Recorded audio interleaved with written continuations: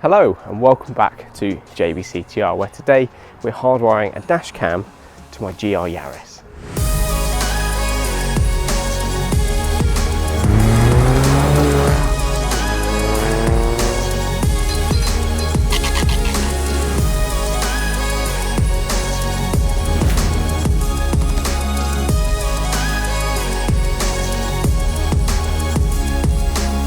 Right, so we'll start inside where it's a bit cooler, because today, for England at least, it's really quite warm. So in terms of what we're doing today, we're going to use the Nextbase dashcam hardwire kit. I've used these in all my cars just because they're easy, to be honest. Although recently they've added this little module within it, which sort of helps you do, a bit of troubleshooting and that kind of stuff. And I'll show you that when we're actually fitting. So probably would recommend these.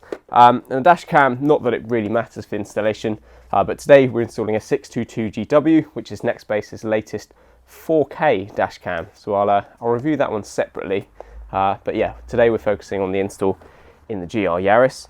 In terms of tools, probably won't need that many actually. Trim removal tools are going to be quite useful. A fuse puller will save your fingers when trying to get rid of the fuse. What you will need, which is specific to the GR, is an M4 bolt with this little star washer thing on it. The reason for that is in the car, everything is painted. So if you just use a normal bolt or one of the existing bolts, you won't get ground. So it's a bit of an issue. So the star washer manages to cut through the paint just enough to get you a ground, and then you have a decent connection.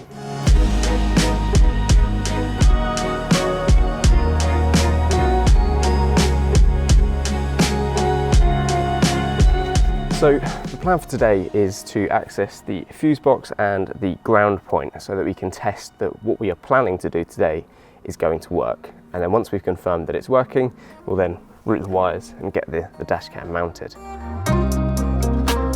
The fuse box is located underneath the glove compartment. There is a large cover that first needs to be removed, followed by a smaller fuse box lid. The lid of the fuse box identifies the fuses, so you'll need to choose which one uses a switch to live. I chose to use this 7.5 amp fuse for the USB socket. Now, I've got a bit of an admission to make. So when preparing for this video, I ordered a mini fuse adapter. Unfortunately, the Yaris uses low profile mini fuse adapters. And although these fit, it just means that they protrude quite a lot.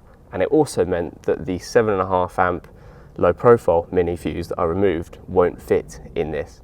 So I've been out and I've got myself a 7.5 amp fuse to match the one we removed, but in the mini format. That fits this adapter, and I will just have to change it at a later date, but it might look a bit strange because it'll be protruding quite a bit. Next, you'll need to undo this plastic nut. We can then pull the trim in the footwell forwards. This is held on with a single plastic clip. Behind, you'll see a pre-threaded hole which requires an M4 bolt. The star washer on this bolt will cut through the painted surface to ensure your dashcam can ground itself to the chassis. You'll need to pull your chosen fuse, insert it into the piggyback fuse adapter if you haven't done so already, and then insert the fuse adapter into the fuse slot. We can now test that the dashcam has power. Okay, so good news. I can see on the Nextbase module that the blue light is flashing, and that means that we have a decent input connection. So that star washer worked a treat with cutting through the paint to get us a decent ground. And it was that module that I was referring to in my intro. Nextbase have added that to their hardwire kit quite recently, I think, because I've used two before and they were just wires. Whereas having that module is actually quite useful because it means you don't have to connect the camera. So my new 622 is inside at the moment doing its first 2-hour charge, and it means I can carry on without having to wait for that to charge up. So that's a pretty cool feature, but yeah. Anyway, cracking on with the fitting, we're now going to get into routing the wires. I'm going to start by mounting the dashcam right at the top of the windscreen, and then we'll work backwards down to here, because there's a lot of wire in this kit, so I think we're going to have some surplus. And I don't want the surplus at the top because there isn't anywhere for it to go.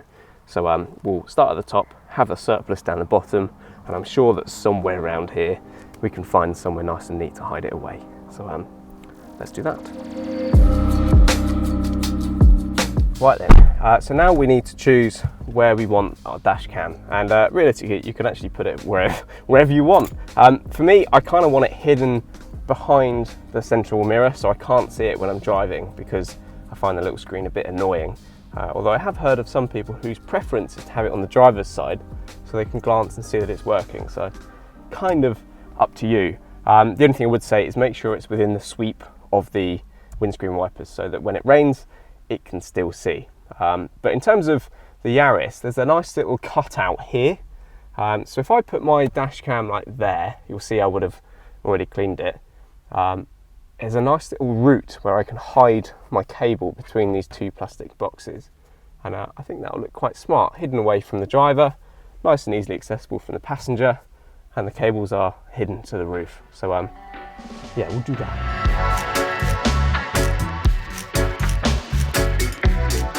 First up, we'll need to disconnect our test wiring so it can be rerouted.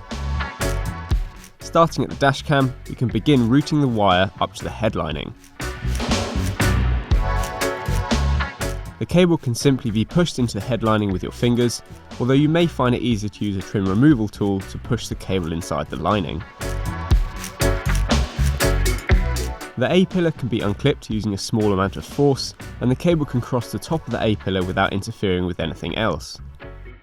The door seals can be pulled back, and the cable can be pushed into the void behind it. Sorry for the camera focus here, but at the bottom the door seal can be removed, and again the cable pushed into the void behind it.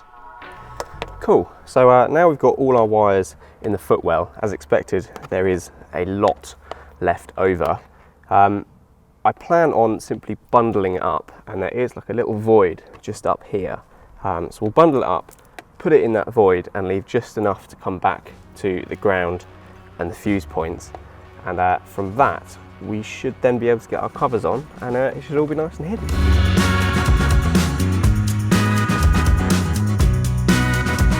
The ground can now be connected behind the trim, and the trim pushed back into place.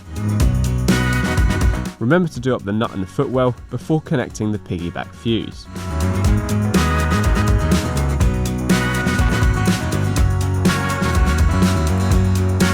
I used the twist ties that came with the hardwire kit to bundle the wiring together, and a cable tie to loosely secure it behind the glove box.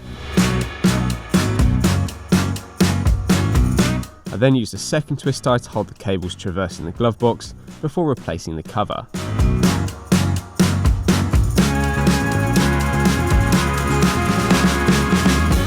Right, so that's everything all installed, and it looks really good.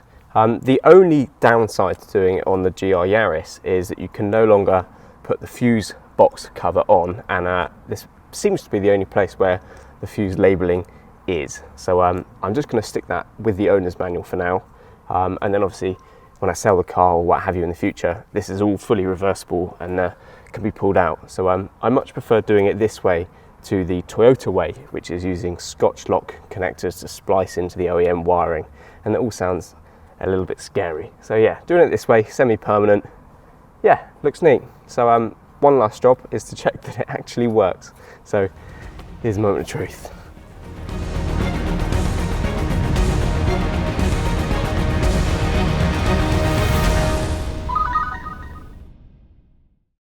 So that's how you hardwire a dash cam in a GR Yaris. So if you found this useful, give it a thumbs up, and if you want to see more of me, the GR Yaris, the Mini, other car content, then feel free to subscribe, and I'll catch you in the next one.